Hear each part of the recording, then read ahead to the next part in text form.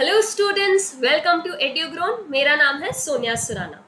आज इस particular video में हम कवर करने वाले हैं क्लास 12 के हिस्ट्री के चैप्टर 1 को, which is bricks, beads and bones, the Harappan civilisation. तो मैं आपको बता देती हूँ, इस पर्टिकुलर वीडियो में हम जो टॉपिक कवर करेंगे वो रहेगा introduction. Second will be your beginning में हम बेसिकली कल्चर के बारे में जानेंगे। थर्ड, सबसिस्टेंस स्ट्रैटेजीज, सर्वाइवल के लिए कौन कौन सी स्ट्रैटेजीज को फॉलो करना पड़ता है उनके बारे में हम यहाँ जानेंगे। मोहनजोदारो मूवी देखी होगी आपने ज़रूर, लेकिन हम यहाँ पे उसका plan urban structure, plan urban centre के बारे में हम बात करेंगे, विच इज़ मोर और लेस बेसिकली कि किस तरह के घर हुआ करते थे या किस तरह की स्ट्रक्चर था जहाँ पे लोग रह रहे थे। ट्रैकिंग सोशल डिफरेंसेस, ये हमारा लास्ट टॉपिक रहेगा इस पर्टिकुलर वीडियो में। यहाँ पे हम देखेंगे कि किस तरह से हम एक अपर मिडिल और एक लोअर मिडिल को क्लासिफाई कर पाते हैं at the time of Harappan civilisation. की कुछ लोग वेल्दी हुआ करते थे, कुछ पुअर हुआ करते थे, या किनके पास ज़्यादा वेल्थ थी कंपेरेटिवली टू अनदर पर्सन, वो हम इस टॉपिक में कवर करेंगे। साथ ही साथ Edugrown, this is one stop solution for all your educational problems. आप इस वीडियो के साथ दूसरी वीडियोस को भी रेफर कर सकते हैं for further knowledge. So let's get started. Indus valley civilisation को हड़प्पन सिविलाइजेशन भी कहा जाता था। इंडस वैली सिविलाइजेशन का आप एक पिक्चर देख सकते हैं।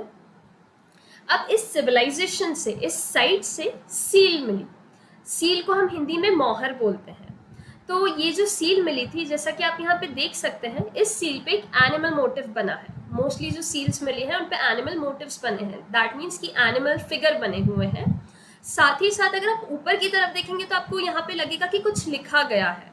ये जो लिखावट है या ये जो लिखा गया है, ये अभी तक डिसाइफर्ड नहीं हुआ है। It is still yet not deciphered, मतलब अभी तक उसका पता नहीं लगा पाए आर्कियोलॉजिस्ट कि ये क्या लिखा गया था या क्या लिखने की कोशिश की गई थी। ये जो स्टील है ये एक स्टोन की बनती है, जिस स्टोन का नाम है steatite. I hope this particular thing is clear to you. अब हम आगे देखते हैं। ये चीज़ तो हमें यहाँ तक समझ आ गई, बट और कैसे हम पता लगा सकते हैं हड़प्पन लोगों के बारे में। तो उप्स, यहाँ पे हमें हड़प्पन सिविलाइजेशन के लोग ही मिल गए हैं, तो अब हम इन्हीं से जान लेते हैं। एक्सक्यूज मी, उप्स, ये तो आगे चले गए, बट ये अपने पीछे अपना घर, और वी कैन से सेटलमेंट्स, अपने ऑर्नामेंट्स, अपने पॉट्स, टूल्स एंड सील्स, ये सारी चीज़ें छोड़ के गए हैं, जिनकी वजह से हम बोल सकते हैं कि ये किस तरह के घरों में रहा करते थे। इनके घर देख के, किस तरह की ज्वेलरी पहना करते थे, इनकी ज्वेलरी और इनके ऑर्नामेंट्स देख के, किस तरह का पॉट यूज़ करते थे या टू स्टोर द ग्रेन और टू कुक द फूड। उनके टूल्स से हम बता सकते हैं, हम अंदाज़ा लगा सकते हैं कि कहीं ना कहीं एग्रीकल्चर भी प्रैक्टिस में था उस टाइम पे। साथ ही साथ सील से हम बता सकते हैं कि उस टाइम पीरियड पे कुछ ना कुछ ट्रेड चल रहा था। Now coming to term, place, time, Indus valley civilisation को हड़प्पन कल्चर भी बोला जाता है। जो आर्कियोलॉजिस्ट हैं तो उन्होंने पॉट्स, उन्होंने इक्विपमेंट्स, उन्होंने अलग अलग चीज़ों को ढूंढा, अलग अलग ऑब्जेक्ट्स को ढूंढा, और उन्होंने उसको कल्चर रेफरेंस या कल्चर टर्म दिया उस चीज़ को। अब कल्चर एक ये प्रॉपर डेफिनेशन है, आप इसको अपनी कॉपी में लिख सकते हैं। Culture, it is a group of objects distinctive in style, मतलब डिफरेंसेस इन स्टाइल आप बोल सकते हैं, that usually found together with in a specific geographical area और अ पीरियड ऑफ टाइम। तो कल्चर वो सारे ऑब्जेक्ट हैं जो एक ही समय पे एक ही जगह से मिलते हैं। That could be anything, pot हो सकता है, ज्वेलरी हो सकती है, बट वो एक ही टाइम पीरियड पे मिलेगा और एक ही जगह से मिलेगा, तो हम उस पर्टिकुलर चीज़ को बोलेंगे कल्चर। अब हम यहाँ पे देखते हैं कि सील्स के बारे में हमने देखा, हमने यहाँ पे टूल्स देखे हैं अलग अलग, बीट्स देखी, हमने यहाँ पे वेट्स देखे हैं, साथ ही साथ हमने बेक्ड ब्रिक्स देखी। तो ये सारी चीज़ें हमें मिलती हैं डिफरेंट कल्चर से, जो अब हम हड़प्पन साइट्स की स्टडी करते हैं। अब ये जो ऑब्जेक्ट्स हैं, ये सारे के सारे ऑब्जेक्ट्स जो अभी हमने देखे, seals, tool, weights, beads, baked bricks या bricks which were found over there, तो इन सारे ऑब्जेक्ट से पता चलता है कि क्या चीज़ें हुआ करती थी। तो ये चीज़ हम पहले भी देख चुके हैं। और एक चीज़ यहाँ से आप नोटिस करेंगे कि उस टाइम पे वेट्स का यूज़ था, वेट्स मिले हैं वहाँ से, दैट मीन्स कि कोई ना कोई तरह का ट्रेड हुआ हो रहा होगा उस टाइम पीरियड में, तभी तो वहाँ से वेट्स मिले। अब ये कहाँ कहाँ से पाए गए हैं? अफगानिस्तान, जम्मू, बलूचिस्तान जो अभी पाकिस्तान में है, और गुजरात। अब हम हड़प्पन फेज को 3 तरह से क्लासिफाई कर सकते हैं। पहला आता है आपका early Harappan phase which is from 3300 BCE to 2600 BCE। Second is your mature Harappan 2600 BCE से 1900 BCE तक लाई करता है। एंड लेट हड़प्पन जो है वो 1900 BCE से 1300 BCE तक लाई करता है। जब कभी भी मैं बात करूंगी या जब कभी नॉर्मली भी कोई बात करता है हड़प्पन सिविलाइजेशन के बारे में, दैट मीन्स कि वो मैच्योर सिविलाइजेशन की बात कर रहा है। दैट मीन्स वो 2600 BCE से 1900 BCE तक के टाइम पीरियड की बात कर रहा है। तो ये चीज़ आप हमेशा अपने दिमाग में रखिएगा। Now coming to beginning, this is your first topic in your textbook. तो अब हम इसको कवर करते हैं। जब आर्कोलॉजिस्ट ने पता लगाया, वो लोग बैठे एक दिन साथ में मिलके और उन्होंने पता लगाने की कोशिश की कि क्या अर्ली हड़प्पन और मैच्योर हड़प्पन के बीच में कुछ डिफरेंस है। तो उन्होंने जब स्टडी किए, अलग अलग ऑब्जेक्ट स्टडी किए, सेटलमेंट्स उन्होंने स्टडी किया, तो उन्हें रियलाइज हुआ कि जो अर्ली हड़प्पन पीरियड था और जो मैच्योर हड़प्पन पीरियड था, उन दोनों के बीच में टाइम फ्रेम है या एक टाइम गैप है, आप ऐसा बोल सकते हैं। क्यों? क्योंकि जब उन्होंने पॉट्स को स्टडी किया तो पॉट्स में थोड़ा डिफरेंस था as compared to the pots which are found in mature Harappan period. या सेटलमेंट्स की बात करें तो जो अर्ली हड़प्पन पीरियड था, उस टाइम पे जो सेटलमेंट्स थे वो कंपेरेटिवली छोटे थे as compared to mature Harappan period. तो ये बेसिक डिफरेंस पाया गया between the early and mature Harappan. पर एक चीज कॉमन थी, जब आप थोड़ा गौर फरमाएंगे तो आपको एक चीज कॉमन मिलेगी यहाँ पे। वो क्या चीज थी? इंडस वैली सिविलाइजेशन जो अर्ली फेज में देखेंगे, इंडस वैली सिविलाइजेशन को मैच्योर फेज में देखेंगे, तो आप जो सेटलमेंट्स पाएंगे, सेटलमेंट्स मतलब जहाँ पे वो लोगों ने घर बसाया या जहाँ पे उन्होंने रुकने की कोशिश की, तो जब आप उसको देखेंगे तो आप पाएंगे कि ऑलमोस्ट सेम लोकेशंस पे वो लोग रुके थे। लाइक कोट डिजी दोनों जगह कॉमन है, आप इस मैप में भी देख सकते हैं। Kot Diji culture was over early phase also and it was provided there in mature phase also, it was here also. Then Harappa, that was a place जहाँ पे लोग early phase में भी रहे हैं और mature phase में भी रहे हैं।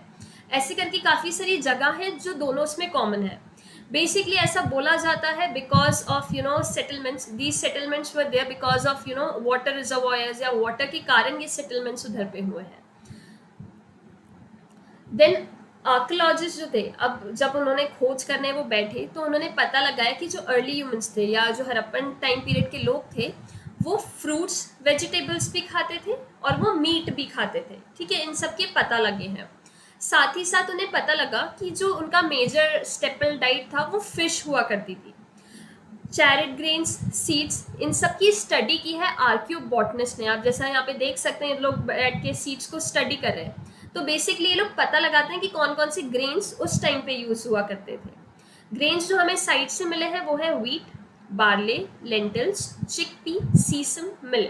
आपको ये ग्रेन्स के नाम पता होने चाहिए, एटलीस्ट 2 या 3 ग्रेन्स के नाम आपको यहाँ पे पता होना चाहिए, so that you can write your answers as well. अब ये तो ग्रेन्स की बात हो गई, ये तो व्हीट की बात हो गई, ठीक है, ये फूड ग्रेन्स की बात हो गई।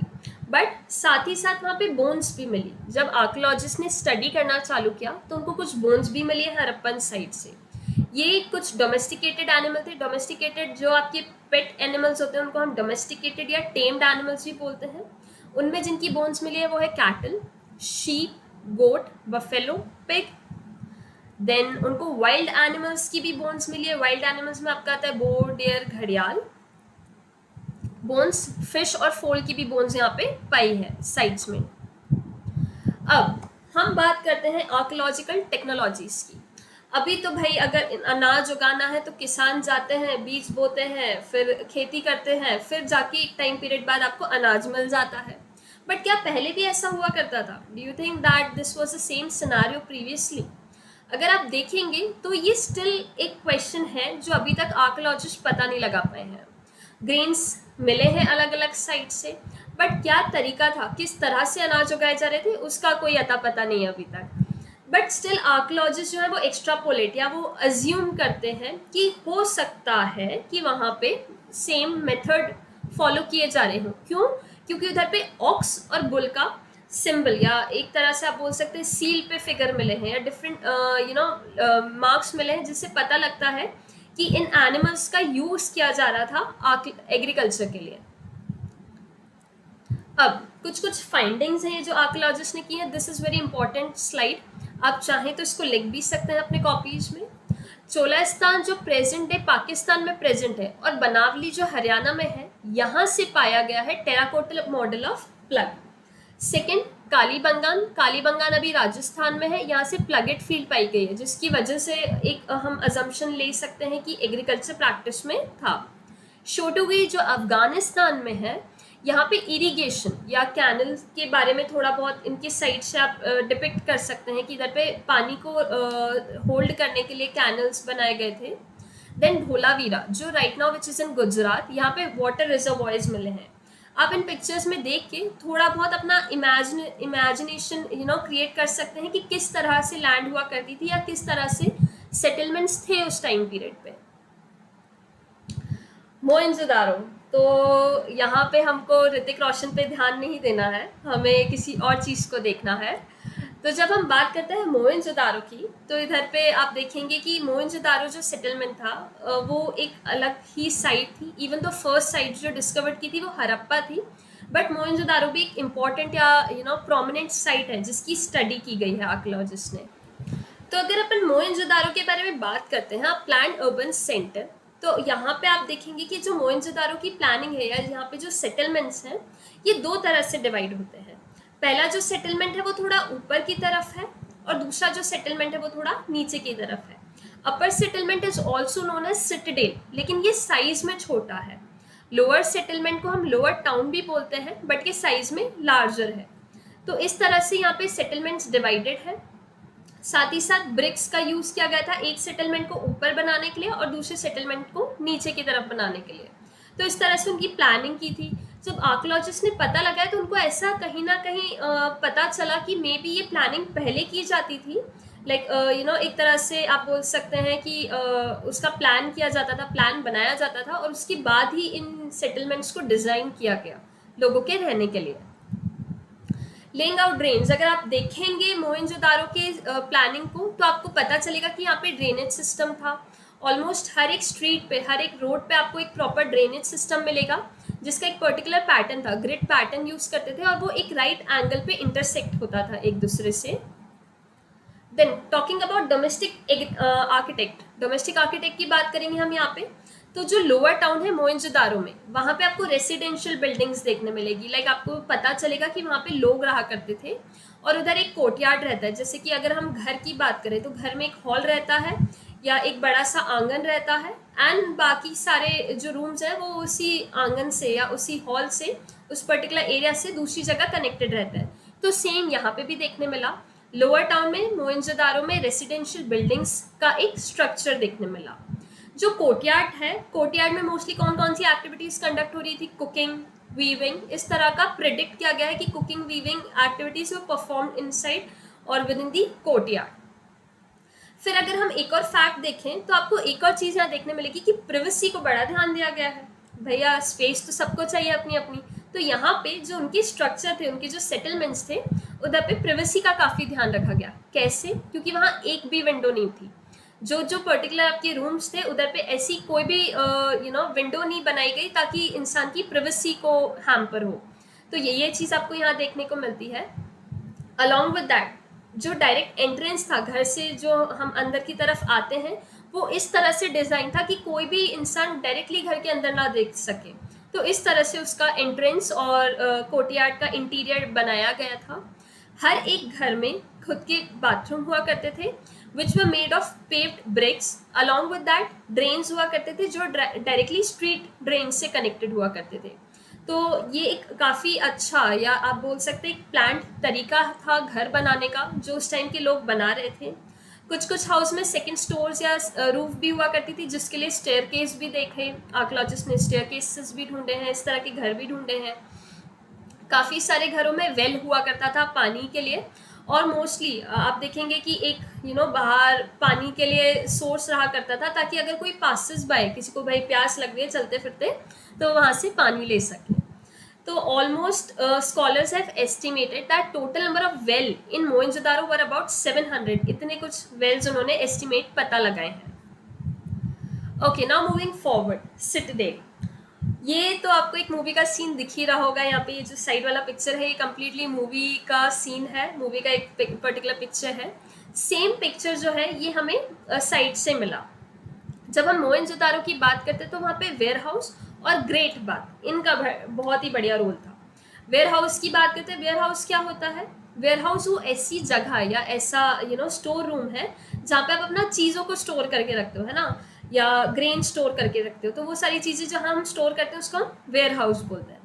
ग्रेट बाथ एक ऐसा, जैसे कि आप देख सकते हैं कि एक रेक्टेंगुलर टैंक है जिसमें पानी रहता है और वो 4 साइडेड रहता है ना, लाइक 4 साइडेड उसके लिए आने जाने के लिए जगह रहती है, जैसा कि आप इस पिक्चर में भी देख सकते हैं। तो इस तरह का ग्रेट बाथ बनाया गया था। और लोग ऐसा बोलते हैं कि ये ग्रेट बाथ शायद इसलिए बने थे क्योंकि जब भी कोई फेस्टिवल हो या कोई इंपॉर्टेंट रिचुअल हो तो उसको परफॉर्म किया जा सके। Now water from tank flowed into a huge drain. The uniqueness of the structure as well as the context in which it was found, the citadel with several distinctive buildings, has led scholar to suggest it was meant for some kind of special ritual bath. ठीक है, अगर कोई भी special ritual bath होती थी तो उसके लिए they were using the great bath. Now coming to the next topic which is tracking social differences. Burals. अगर अब एक क्वेश्चन उठ रहा है एक बच्चे के माइंड में कि what strategies archaeologists use to find out whether there was a social or economic difference among people living within a particular culture. तो कैसे, जैसा कि हमने पहले भी डिस्कस किया कि दो लोगों के बीच में क्या कोई डिफरेंस है, लाइक उनके सोशल या इकोनॉमिक डिफरेंसेस क्रिएट है क्या, फाइनेंशियली एक इंसान स्ट्रांग है दूसरा इंसान स्ट्रांग नहीं है, क्या ऐसे भी डिफरेंसेस पता लगाए जा सकते थे? तो इसका आंसर है yes, by studying the burials of the people and by studying the artefacts. आप ये आसानी से यहाँ पे बोल सकते हैं कि उनके कल्चर या उनके उस पर्टिकुलर कल्चर में लोगों के बीच में डिफरेंस हुआ करता था। नाउ कमिंग टू द ब्यूरल्स, अगर हम ब्यूरल्स की बात करें, जैसे हाँ अगर आप इजिप्ट में देखेंगे तो पिरामिड होता है, you might have seen pyramid over there.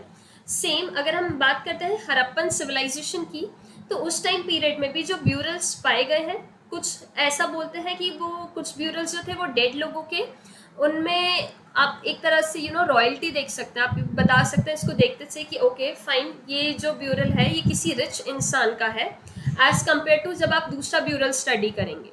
अब वो कैसे पता चलता है, उसमें से एक इंस्टेंस हमको यहाँ दे के रखा है कि burial pits were made in some instances the hollowed out space were lined with bricks, मतलब ब्रिक्स के ब्रिक्स का यूज करके उन्होंने लाइन अप कर दिया था उस स्पेस को। But there are certain more factors जिसके आप स्टडी करके बता सकते हैं कि क्या डिफरेंस होता था। अब अगर आप कुछ ग्रेव्स को स्टडी करेंगे तो आपको उसमें ऑर्नामेंट्स और पॉटरी भी मिलेंगे। भाई ऐसा कौन करता है कि इंसान मर गया और आपने उसके साथ उसकी ज्वेलरी भी रख दी, यहाँ तो ऐसा नहीं होता, बट उस टाइम पीरियड में ऐसा हुआ करता था। तो what happened, people have kept the pottery and ornaments over there. उनको ऐसा लगता था कि एक बार इंसान मर जाएगा तो ये अपनी नेक्स्ट लाइफ में उस ज्वेलरी का यूज कर सकता है, उस ऑर्नामेंट का यूज कर सकता है। मेन और वुमेन दोनों के ही ब्यूरल्स में ज्वेलरी पाई गई है। एक जो एक्सकवेशन था हड़प्पा में जो पाया गया था 1980s के टाइम में, तो उसमें एक ऑर्नामेंट मिला जो क्या कंसिस्ट कर रहा था, उसमें ऑर्नामेंट मिले consisting of 3 shell rings, jasper, jasper एक सेमी प्रेशियस स्टोन है, bead, 100 of microbeads was found near the skull of male member। तो उधर से आप बोल सकते हो कि that particular burial was of a rich person। In some instances the dead were buried with a copper mirrors, मतलब मिरर के साथ भी लोगों को बरी किया गया, मिरर के साथ भी लोगों को दफनाया गया। But on a whole it appears that the Harappan did not believe in burying precious thing with the dead। मतलब कुछ अमाउंट तक प्रेशियस चीज़ें वो लोग दे देते थे, बट बहुत ज़्यादा अगर कुछ चीज़ प्रेशियस है तो वो बरी या वो डेड इंसान के साथ उसको नहीं दफनाते थे। नाउ अब आप कैसे क्लासिफाई करेंगे कि कोई चीज़ लग्जरी है या कोई चीज़ यूटिलिटी है? अगर मैं एक ब्रेड का पैकेट लेने जा रही हूँ, है ना, ब्रेड का पैकेट लेने जा रही हूँ, वो 12 रुपीज़ का आ रहा है और जो मार्केट में ऑलमोस्ट सब लोगों की इनकम जो है वो अप्रॉक्सीमेटली 30 रुपीज़ है, तो अपन आराम से बोल सकते हैं कि ये जो ब्रेड होगी ये आप उसको यूटिलिटी में काउंट कर सकते हैं कि ये नॉर्मल डेली कंजम्पशन की चीज़ है। और if we take salt, salt जो है वो डेली कंजम्पशन की चीज़ है, वो एक यूटिलिटी है। बट अगर वहीं मैं आपसे बात करूँ आईफोन की, मैकबुक की, तो वो काय में आता है, वो आ जाता है लग्जरी में। तो सेम चीज़ उन्होंने वहाँ पे भी देखी, उन्होंने क्लासिफाई की कि कुछ कुछ जो ऑर्नामेंट्स थे या कुछ कुछ जो स्ट्रक्चर्स थे या कुछ कुछ ऑब्जेक्ट्स जो थे वो ऑर्डिनरी मटेरियल में आते थे और कुछ कुछ जो थे वो लग्जरी में आते थे। वहीं हम बात करते हैं ऑर्डिनरी मटेरियल्स की, जैसे कि स्टोन हो गया, क्ले हो गया, अलॉन्ग विद दैट अब इनसे जो ऑब्जेक्ट्स बनते हैं लाइक क्विन, pottery, needles, flesh rubber is your scrubber, है ना। तो all these things they were found from throughout the settlements, हर जगह से ये चीज़ मिली है। तो आप ऐसा बोल सकते हैं कि जो हर जगह से मिल रहा है वो एक ऑर्डिनरी चीज़ है। भाई नमक मेरे घर से भी मिल जाएगा, आपके घर से भी मिल जाएगा, तो दैट मीन्स कि वो एक ऑर्डिनरी चीज़ है, हर एक इंसान रखता है। बट वहीं अगर हम लग्जरी की बात करें तो लग्जरी वो कॉमोडिटी जो सिर्फ पर्टिकुलर प्लेसेस से ही मिले, जो हर एक इंसान अफोर्ड नहीं कर पाए, इसलिए वो सिर्फ कुछ ही चीज़ों या कुछ ही जगहों में होता है। तो objects were luxury if they are rare और made from costly non local material और विद कॉम्प्लिकेटेड टेक्नोलॉजीज, तो उसको हम लग्जरी की कैटेगरी में ले लेते हैं। लाइक पॉट्स जो फैंस के बनते थे, लाइक सैंड या silica mixed with a colour and a gum, उसको फायर किया जाता है और फिर जाके पॉट बनाए जाते हैं। तो वो सारे के सारे जो पॉट थे वो लग्जरी कैटेगरी में आते थे। Now if we study the distribution of such artefacts, आप जब इन आर्टिफैक्ट्स का डिस्ट्रीब्यूशन पढ़ेंगे, उनको प्रॉपरली समझेंगे, तो आपको पता चलेगा कि कुछ जो ऑब्जेक्ट्स है वो रेयर है या कुछ जो ऑब्जेक्ट्स है वो they are very much valuable, they are very much luxury, they are counted into luxury, but there are certain objects which are found in throughout the settlement in a larger area, तो वो utility में आ जाते हैं। Basically जो larger settlement को लोगों ने जब स्टडी किया तो उन्होंने पाया कि मोहनजोदारो और हड़प्पा ऐसी साइट्स हैं जहाँ पे रेयर ऑब्जेक्ट्स भी मिले, ठीक है, वहाँ पे रेयर या प्रेशियस ऑब्जेक्ट्स भी मिले। For example miniature pots of faience perhaps used as perfume bottle, like perfume bottles की तरह यूज किया जाता था, वो सिर्फ मोहनजोदारो और हड़प्पा से ही मिला, ना कि किसी छोटी सेटलमेंट से मिला। Like Kalibangan was a smaller settlement, तो उधर से ये चीज़ें नहीं मिली है, वो मोहनजोदारो और हड़प्पा से ही मिली है। वैसे ही गोल्ड जो था वो काफ़ी ज़्यादा रेयर या प्रेशियस मेटल था, और जितनी भी गोल्ड की ज्वेलरी मिली है आप अगर स्टडी करोगे, अगर आप देखोगे तो वो सारी की सारी हड़प्पन साइड से मिली है, ना कि वो किसी दूसरी साइड से मिली है।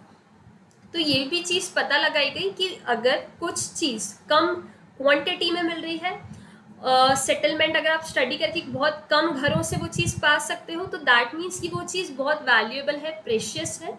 वहीं अगर वो हर एक घर में अवेलेबल है, तो दैट मीन्स कि वो जो कॉमोडिटी है या वो जो ऑब्जेक्ट है वो एक यूटिलिटी है, वो हर जगह ही मिलेगी।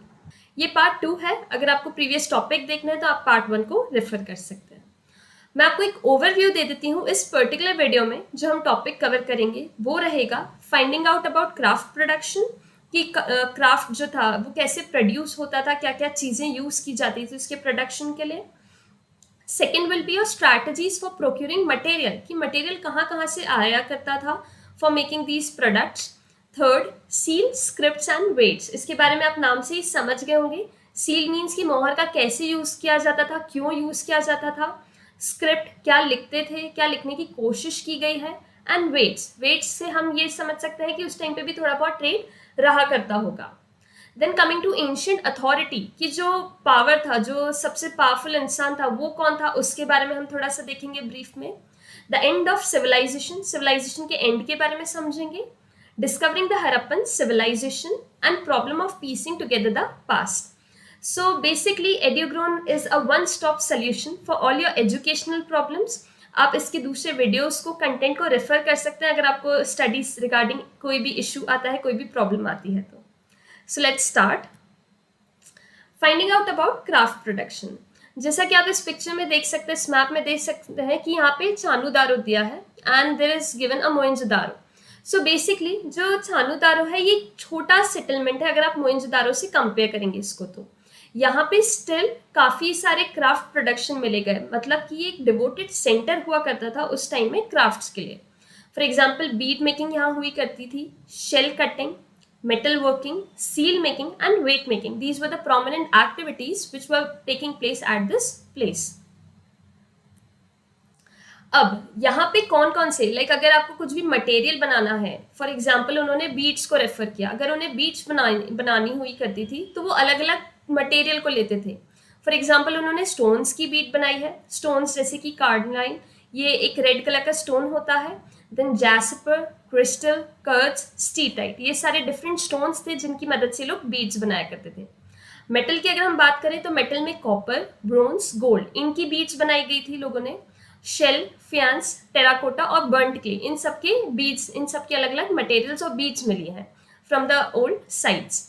सम बीड्स वर मेड ऑफ 2 और मोर स्टोन्स, कुछ कुछ जो बीड्स थी वो 2 स्टोन के कॉम्बिनेशन से मिली थी।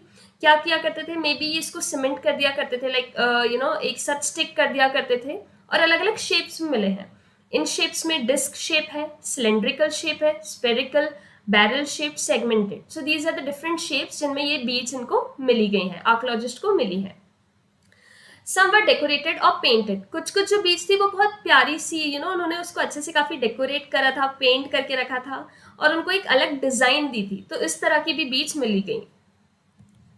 देन अलग अलग टेक्निक यूज करते थे लोग, बीड्स बनाने के लिए भी अलग अलग टेक्निक का यूज करे थे। जैसे कि हमने स्टीटाइट के बारे में पढ़ा था प्रीवियस वीडियो में, तो स्टीटाइट जो है वो एक सॉफ्ट स्टोन होता है जिससे आप इजीली उसका पेस्ट बना सकते हैं एंड पेस्ट के थ्रू आप उससे शेप दे सकते हैं। तो इस एक टेक्निक थी। एक जो थी वो हार्डर स्टोन से, लाइक जो हार्डर स्टोन्स हुआ करते थे उसका यूज करते थे ताकि वो एक ज्योमेट्रिकल फिगर बना सकें। ठीक है, तो उनका भी यूज किया गया।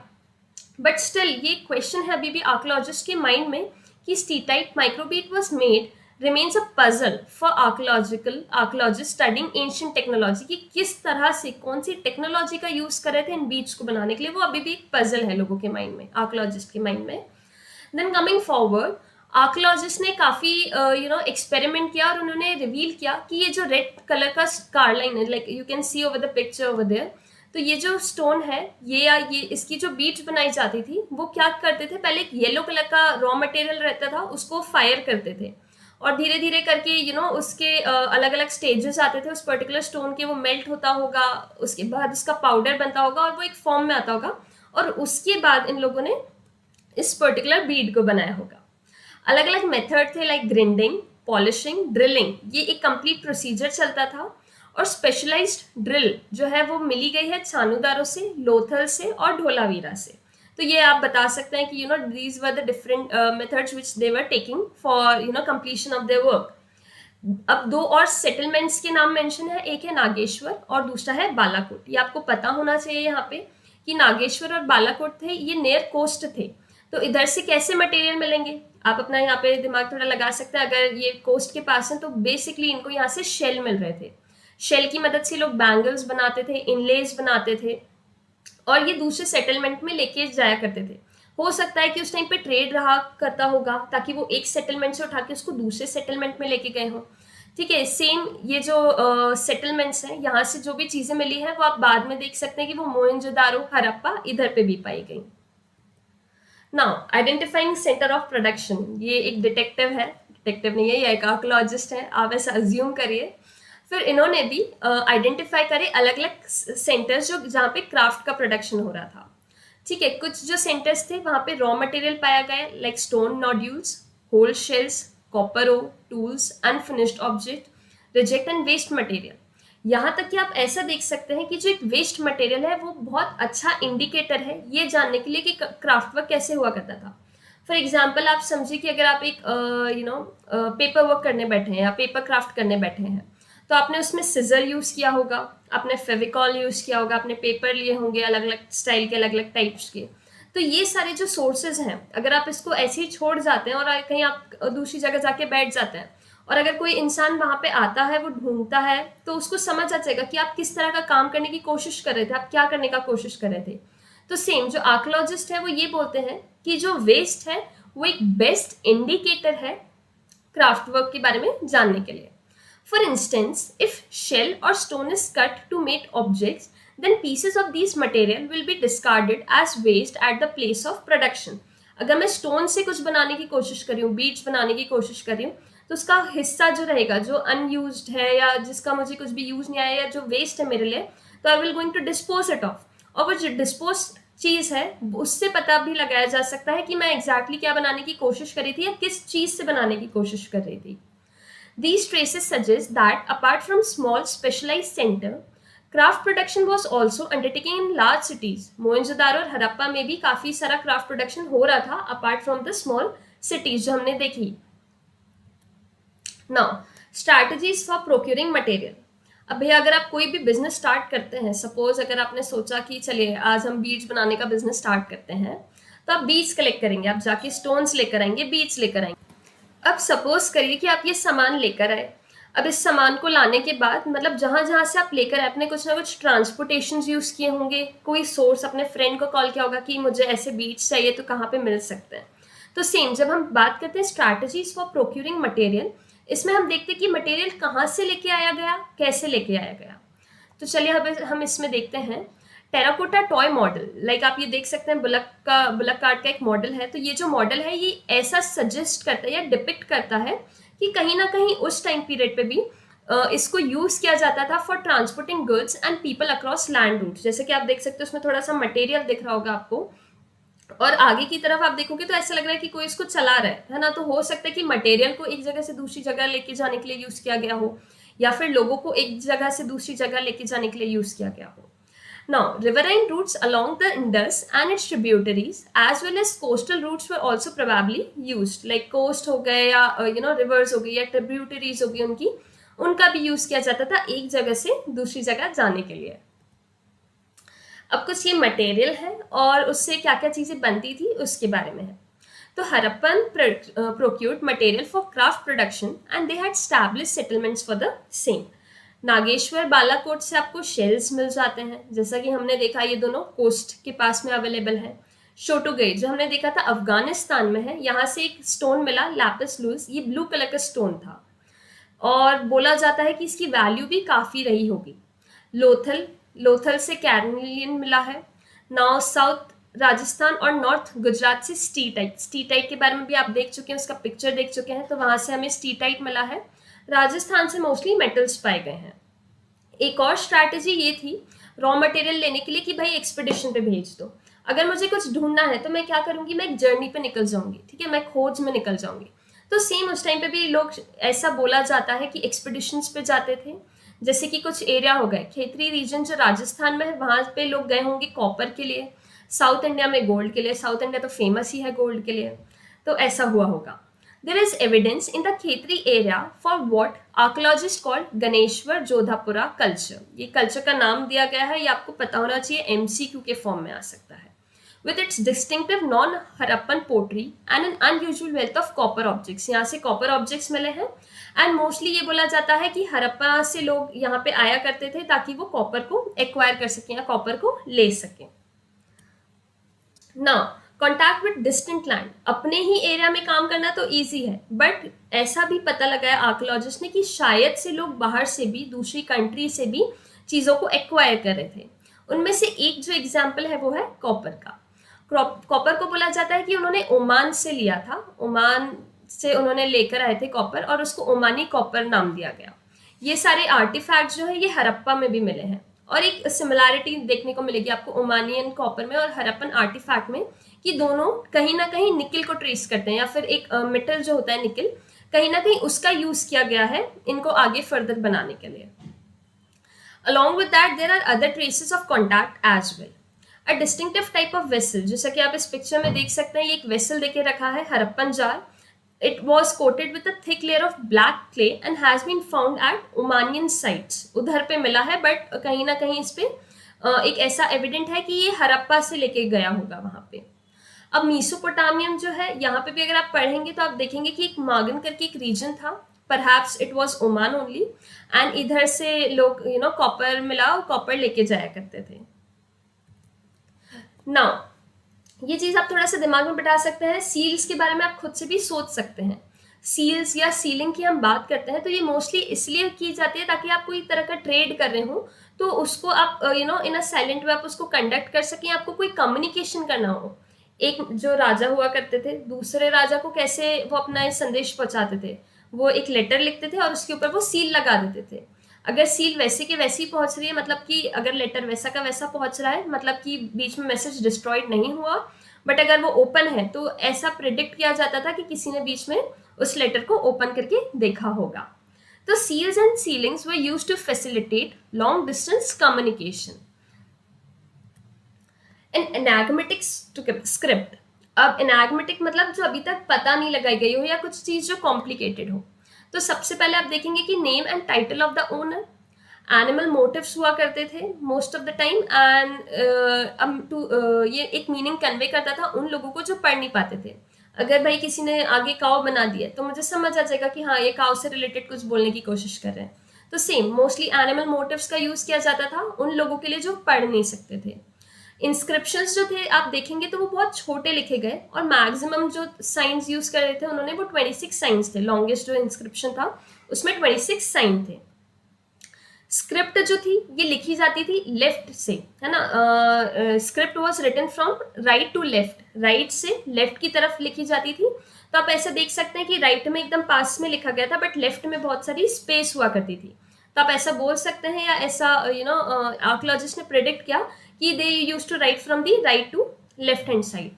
Then objects on which writing has been found, कहाँ कहाँ राइटिंग्स मिली है? सील्स पे मिली है, कॉपर टूल्स पे, जार्स पे, जैसे कि हमने ओमान के उसमें देखा। कॉपर एंड टेराकोटा टैबलेट्स मिले हैं, ज्वेलरी पे, बोन रॉड्स पे, और इवन उस टाइम पे भी एंशिएंट साइन बोर्ड्स हुआ करते थे, जैसा कि आप इस पिक्चर में देख सकते हैं। ओके, वेट्स का मेजर, मोस्टली वेट्स का यूज जो है वो मोस्टली किस लिए किया जाता है? ट्रेड के लिए किया जाता है। तो एक्सचेंज हुआ करते थे उस टाइम पे भी, ऐसा प्रिडिक्ट किया गया। कैसे? क्योंकि उन्हें वेट्स मिले हैं, अलग अलग kind of weights they have found it out. And usually ये जो वेट्स थे ये एक स्टोन के बनाए जाते थे, उस स्टोन का नाम था चेरिट। ठीक है, उस स्टोन के बनाए जाते थे और ये क्यूबिकल होते थे, इन पे कोई मार्किंग नहीं थी कि 1 लिखा हो, 2 लिखा हो, 3 लिखा हो, ऐसी कोई मार्किंग नहीं थी। बस ये क्यूबिकल थे, ये चीज आपको याद रखना है। लोएस्ट डिनोमिनेशन जो था वो बाइनरी हुआ करता था, लाइक सिंगल फिगर 1, 2, 4, 8 इनके मल्टीपल्स में चलता था। बट अगर कोई हायर डिनोमिनेशन है तो वो डेसिमल्स तक भी पहुंच रहा था। The smaller weights were probably used for weighing jewellery, ऐसा प्रिडिक्ट किया गया कि जो छोटे छोटे वेट्स थे वो ज्वेलरी को वेट करने के लिए या बीड्स को वेट करने के लिए यूज करते थे। Metal scale pans have also been found, ठीक है, for measuring the different substances and objects. Now coming to ancient authority, अब भाई अगर जगह है तो कोई ना कोई तो रूल कर ही रहा होगा, ऐसा मानना था लोगों का। तो जो आर्कियोलॉजिस्ट है उन्हें अभी तक पता नहीं लगा कि इस तरह का कुछ रूल चल रहा था, कितने लोग रूल कर रहे थे, कैसे रूल कर रहे थे, उसका अभी भी आंसर नहीं मिला है। But still if we look for a centre of power, archaeological records provide no immediate answer to that. But still a large building found at Mohenjodaro was labeled as a palace by archaeologist. Archaeologist ने उसको palace का नाम दिया गया, but still कुछ भी चीज उससे एसोसिएटेड नहीं है। आर्कियोलॉजिस्ट ने बस उनको नाम दे दिया कि may be these could be the palaces for the people. एक स्टोन स्टैचू मिला था जिसको आर्कियोलॉजिस्ट ने प्रीस्ट किंग बोला, और अभी भी लोग उसको प्रीस्ट किंग बोलते हैं।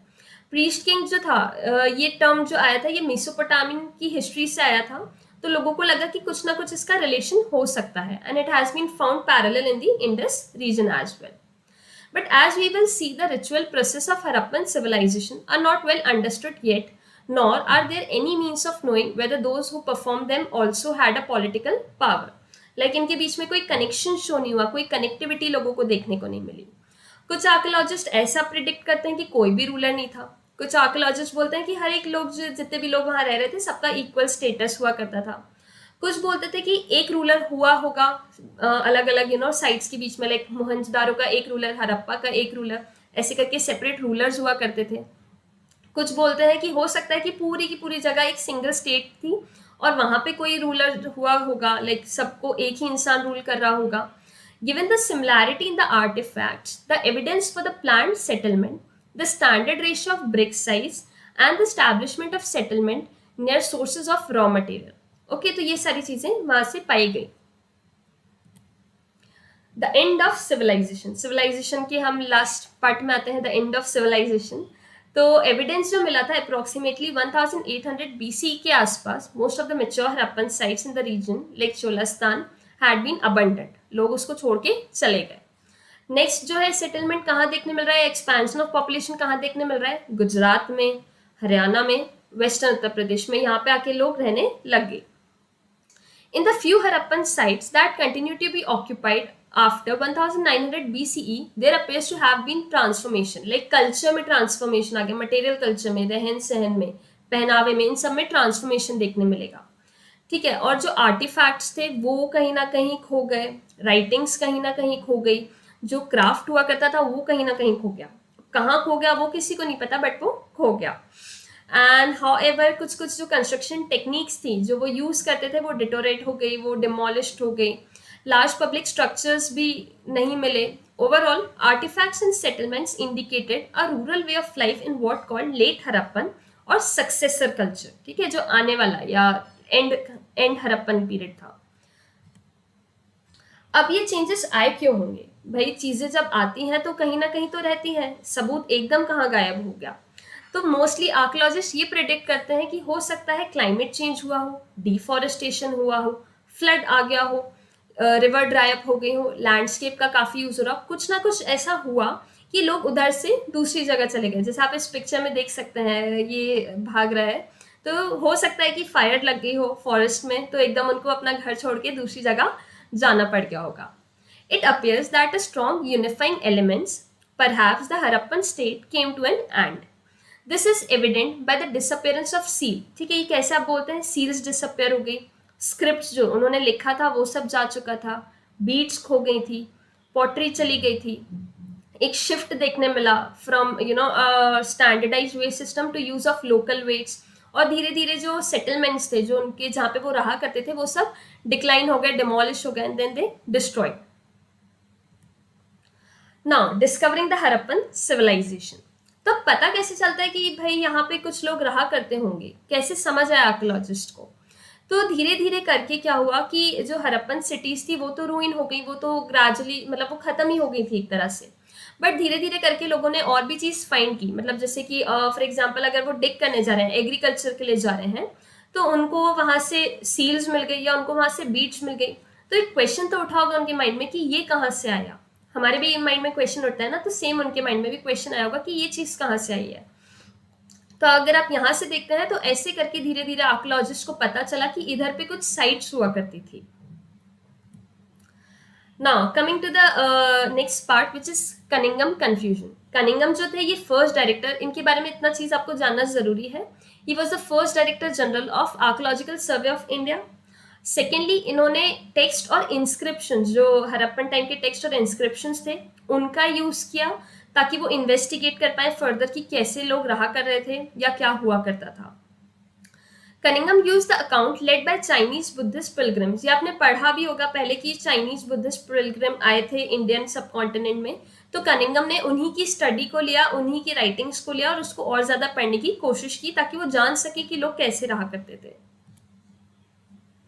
अभी कुछ दूसरे भी लोग हैं जिन्होंने काफी हेल्प किया जानने के लिए विथ रिस्पेक्ट टू कि क्या चीजें हुआ करती थी। First is Dayaram Sahni. इनके बारे में this is an important thing, ये एमसीक्यू पॉइंट ऑफ व्यू से आ सकता है, तो जस्ट मेक श्योर कि आप इसका एक स्क्रीनशॉट ले लें इफ यू विश टू, और you can write it down.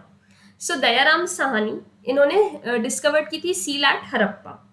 रखाल दास बनर्जी, इनको सील मिली थी मोइंजोदारो में। जॉन मार्शल जो थे ये डायरेक्टर जनरल थे आर्कियोलॉजिकल सर्वे ऑफ इंडिया के, बाद में ये बने। इन्होंने डिस्कवर किया था new civilisation in the Indus valley to the world. Along with that he was the first professional archaeologist to work in India. Like पहले जो लोग काम कर रहे थे उनको नॉलेज नहीं था, they were working, they were trying to find it out, but he was the first one जो कि प्रोफेशनल थे, इस फील्ड से ही बिलोंग करते थे। फिर आते हैं R E M. Wheeler. New techniques and questions की अगर हम बात करें तो then there comes R E M. Wheeler. आप इनकी बात करेंगे तो ये डायरेक्टर जनरल थे 1944 में। इन्होंने बोला कि भाई आपको एक प्रॉपर मेथड फॉलो करना पड़ेगा, आप सिर्फ हॉरिजॉन्टल डिग नहीं करते जा सकते कि आप डिग करते जा रहे हो और आपको सबूत मिलते जा रहे हैं। You have to study the rocks layer and layering.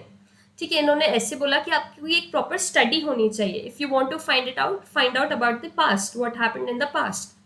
Moreover ये एक एक्स आर्मी ब्रिगेडियर थे। He brought with him a military precision to practice of archaeology, for the practice of archaeology. The frontier of Harappan civilization have little or no connection with the present national boundaries.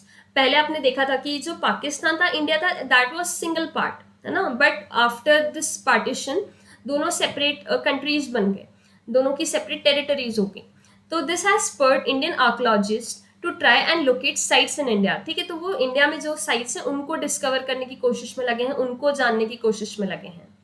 एक extensive सर्वे हुआ था कच्छ में। It has revealed a number of Harappan settlements and exploration in Punjab and Haryana have added to the list of Harappan sites. Like Punjab और हरियाणा में भी बोला गया कि पंजाब और हरियाणा में भी उस टाइम पे लोग रहा करते थे और उधर से भी काफी सारी चीजें पता लगाने की कोशिश की गई हैं।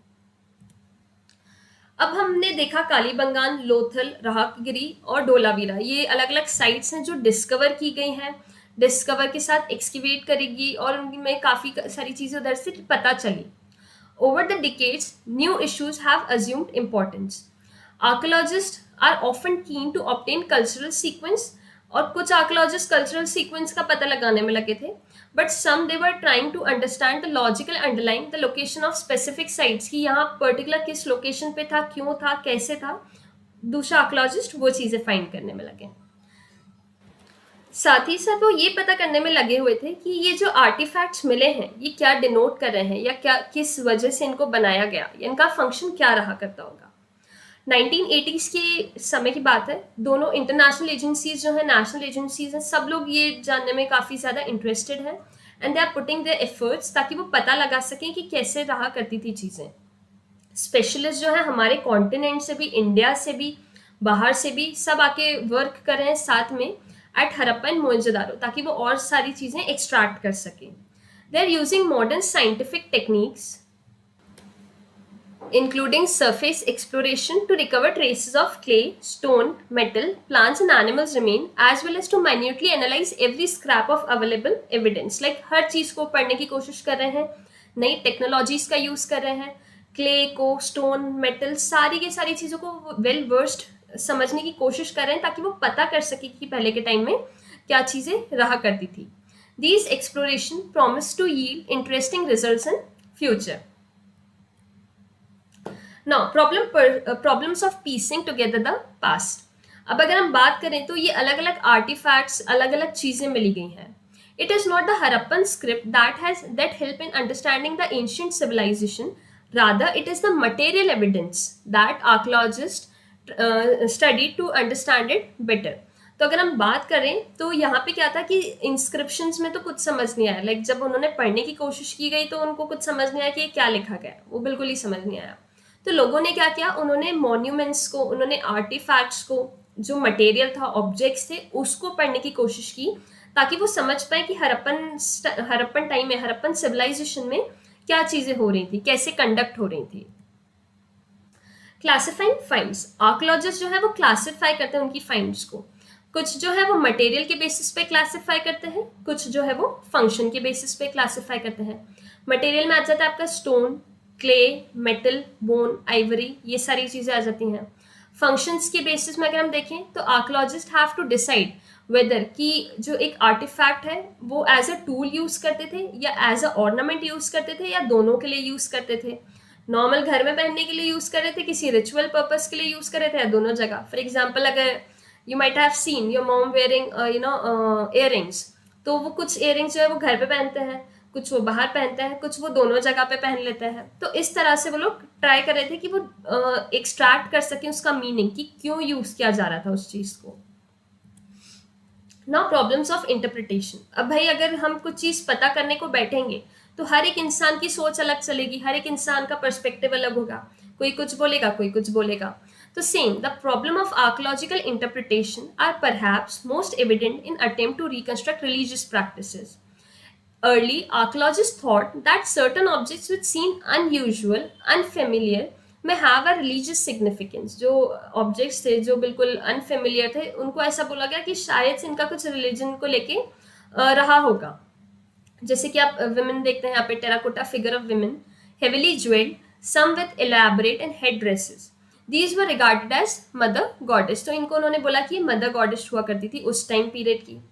अब कुछ लोगों ने इनको, सेकेंड पिक्चर आप जो देख सकते हैं प्रीस्ट किंग की, तो लोगों ने rare stone statuary of men in almost standardise posture, ये उनका प्रॉपर पोस्चर होता था, seated with one hand on the knee पे उनका एक हाथ रखा रहता था, उनको उन्होंने टर्म किया एज प्रीस्ट किंग। ये अपन ने पहले भी देखा मेसोपोटामियम को जब हम रेफर कर रहे थे। देन नेक्स्ट उन्होंने ग्रेट बाथ फायर ऑल्टर, जो आप पिक्चर में देख सकते हैं, उससे भी उन्होंने कुछ मीनिंग, स्ट्रक्चर डिफाइन करने की कोशिश की कि उनका कुछ रिलीजियस सिग्निफिकेंस रहा होगा उस टाइम पीरियड पे, जो कि कालीबंगन और लोथल में मिले थे। ना उन्होंने सील्स को स्टडी करने की कोशिश की, जो अलग अलग सील्स थी उस पर एनिमल मोटिव्स थे, उससे उन्होंने पता लगाने की कोशिश की कि क्या हुआ करता था। प्लांट्स मोटिव्स थे, उनसे उन्होंने पता लगाने की कोशिश की। They are thought to indicate natural worship, like for example one horn animal हो गया, यूनिकॉर्न उसको बोला करते थे। तो उन सारी चीज़ों से वो मिस्टिकल मैथिकल चीज़ों को पता लगाने की कोशिश कर रहे थे कि क्या चीज़ें रहा करती होंगी उस टाइम पीरियड पे। ये लास्ट वाला पिक्चर जो आप देख सकते हैं, यहाँ पे योगी पोस्चर है ये। इधर पे you can see this person sitting with a cross leg, तो और सराउंडेड बाय द एनिमल्स। तो लोग इसको बोलते थे कि हो सकता है ये प्रोटो शिवा का एक डिपिक्शन हो, और ये हिंदू गॉड से या हिंदू डाइटी को बिलोंग करते हो। Many reconstructions of Harappan religion are made on the assumption that later tradition provide parallels with earlier one. This is because archaeologists often move from known to unknown. Like जो हमें पता है उससे हम पीछे का पता करते हैं। अगर मुझे पता है कि इस फिगर को हम भगवान का रूप देते हैं, तो मैं इस फिगर के ही बेस पे पीछे की स्टोरी पता करने की कोशिश करूंगी कि ओके ये भगवान है अभी हमारे सामने, तो क्या पहले भी इसी तरह की फिगर्स बनाए जाते थे भगवानों के लिए। तो इस तरह से वो प्रेजेंट को लेके पास्ट की स्टडी करने की कोशिश करते हैं। बट स्टिल यहाँ पे अगर आप एक चीज देखेंगे तो द अर्ली रिलीजियस टेक्स्ट जो ऋग्वेदा में मेंशन है एक गॉड का नाम Rudra, which is name used for Shiva in later Puranic tradition. But दोनों में डिफरेंस है, अगर आप इनको पढ़ेंगे अच्छे से बैठ के तो हाउएवर जो शिवा जो रुद्रा मेंशन है ऋग्वेदा में वो बिल्कुल अलग है, ठीक है, वो इस फिगर से कहीं भी मिलता जुलता नहीं है। तो ये चीज उन्होंने यहाँ पे वापस से रेफर की थी। So we are done, and I want to thank you for watching us, and if you have any doubt you can mention in comment section and I will get back to you. So till then, take care, have a nice day.